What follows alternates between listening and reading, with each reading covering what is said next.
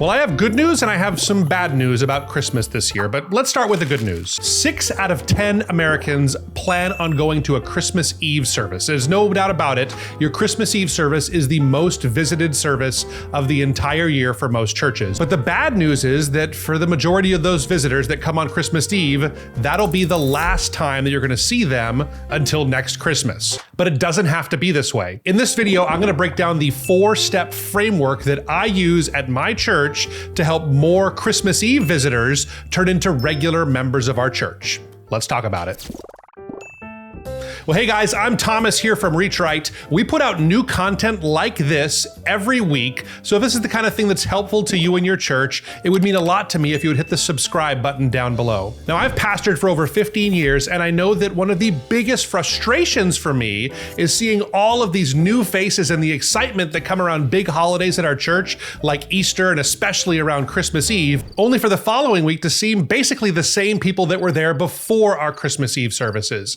And it got me thinking a few years ago, is there something we can do to help more people make the leap from being just Christmas and Easter type of visitors to being regular members of our church? And I really think we stumbled upon a method to help more people actually make that leap. Now, it's not perfect. Not every single person is going to be able to come back, but I think if you apply this 4-step framework that we put together, you'll have much better odds of seeing people actually make that connection and become full committed members of your church. Let me break the 4 steps down for you. Here's the first one.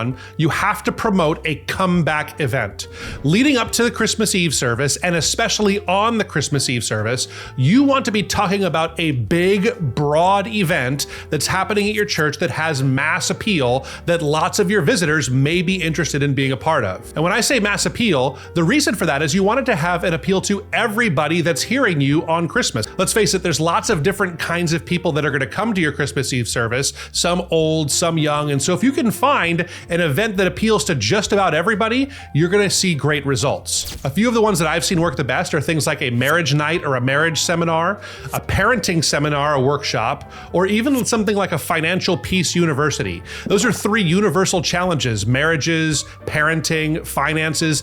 Every single person deals with some of those kinds of issues, and so it makes for a really great event that would pique the interest of just about everybody that's visiting your church. Make sure you promote it at your Christmas Eve service and have information available so that people can sign up both right there and online. And if you can get people to sign up to one of those events, your odds of making them sticky at your church, they go up greatly. And before I forget, let me mention really quick, if you're looking for ways to attract new visitors to your church, whether at Christmas time or any other time of the year, you need to take advantage of our totally free church marketing review. Our team here would love to take a look at your church's overall marketing strategy and send you a full report in your inbox, a 100-point score of exactly where your church marketing stands up as of today. Click the link in the description below and make sure you claim your free marketing review now. After you promote your comeback event, the second thing you want to do is acknowledge your visitors with a gift. There's no doubting that if you want to get on somebody's good side, one of the best ways to do that is to be generous with them and give them a gift. It can really help people to break down some of their walls and presuppositions about your church. At Christmas time, it really makes sense to be ultra generous with this gift.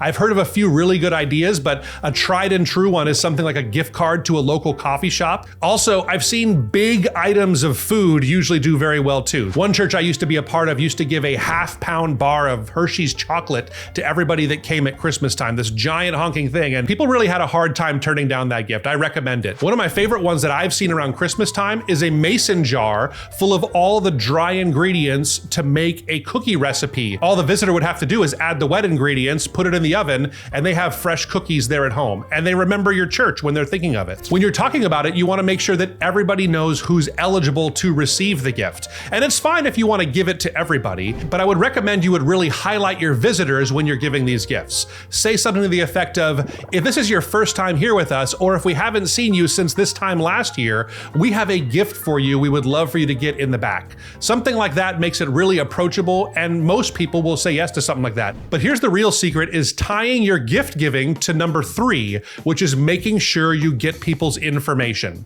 Let's face it, if you don't get someone's information, it's very hard to follow up with them and turn them into a regular attender at your church. One of the ways we like to get information is to do kind of what we call an ethical bribe for people. We live in a day and age where people don't willingly like to give away their email address and phone number because we see so many marketing messages all the time. We're really just completely saturated. But we find if you give someone an ethical bribe and give them a gift in this situation, in most cases, they're willing to give their name, phone number, and email address to a church, and then you can follow up with them. Just don't make a big deal or be weird about it. Here's how I would say it. If you're here for the first time, we actually have a gift for you you are going to love. It is a mason jar full of all the ingredients you need to bake cookies this Christmas season right there at home. We would love to give you that gift. Just hop on back and we would love to get your information and learn a little bit more about your family. That's it. Now, are you going to withhold the gift if someone doesn't give you their information? Of course not. Be generous in this season, but in most cases, people will willingly give you their information